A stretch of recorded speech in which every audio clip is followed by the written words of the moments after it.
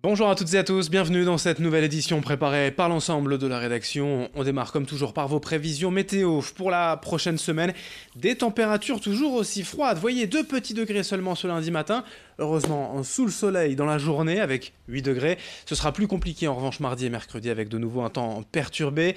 Nuageux et pluvieux, les températures resteront fraîches en matinée et seront inférieures au normal de saison également l'après-midi de 9 à 10 degrés seulement mardi et mercredi, on en reparlera. Dans l'actualité régionale, tout d'abord la grippe et la campagne annuelle de vaccination cette année, on vous en a déjà parlé, les pharmaciens sont autorisés à vacciner leurs clients directement dans leur officine, une nouveauté qui doit permettre de protéger le plus grand nombre. En 15 jours déjà, plus de 20 000 vaccinations ont ainsi été faites dans les pharmacies de la région. Mais pour une couverture efficace de la population, il faut aussi que les professionnels de santé soient protégés, médecins, pharmaciens ou infirmières, au quotidien, au contact des malades.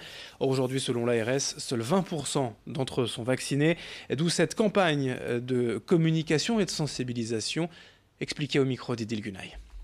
Cette fois-ci, on s'est dit qu'en mettant en place une vidéo participative avec des professionnels qui étaient motivés pour la vaccination, peut-être que ça pourrait lever les doutes et les incertitudes des hésitants qui ont encore besoin d'être convaincus que c'est bien d'être vacciné pour soi et pour les patients et résidents de la région.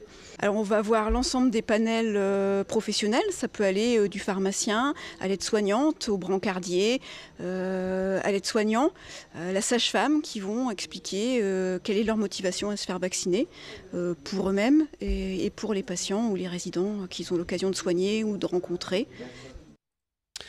On enchaîne dans cette édition avec ces images impressionnantes d'un nouveau dispositif de sauvetage en mer par drone, testé la semaine dernière à Berck.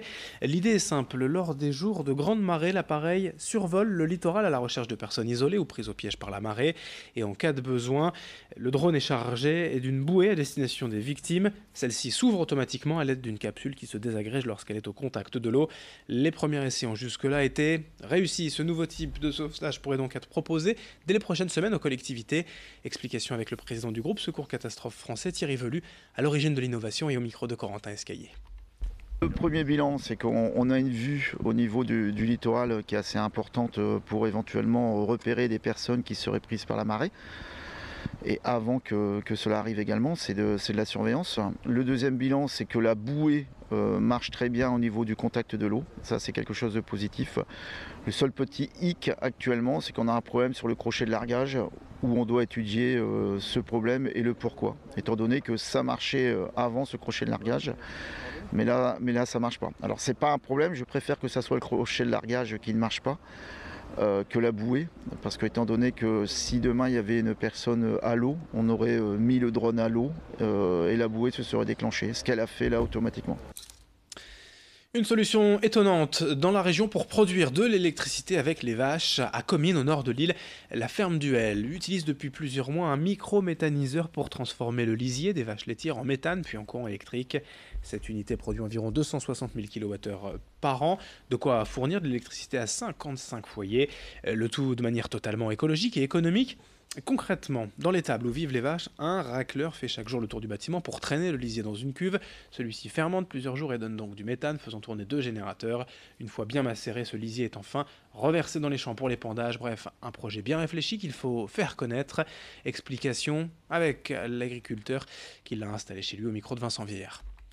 Le bénéfice aujourd'hui, avec le prêt à déduire et les frais de maintenance, il nous reste 20 000 € par an. Au bout de 12-14 ans, le bénéfice sera plus important. Et au terme, c'est pour pouvoir produire notre énergie qu'on produit soi-même. C'est-à-dire peut-être consommer le courant qu'on a produit. Et que nos vaches soient autonomes de A à Z. Le grand angle de la rédaction à présent à la rencontre de passionnés qui n'ont pas souvent le beau rôle dans la société. Depuis un mois, la chasse est ouverte dans la région et avec le beau temps de ces dernières semaines, ils en profitent pleinement. Mais cela reste quand même compliqué pour eux. Un portrait pour tenter de rétablir la vérité signé Vincent Vieillard. À 65 ans, Daniel a toujours l'envie de chasser. Lui qui est président de la société de chasse Saint-Hubert a ça dans le sang.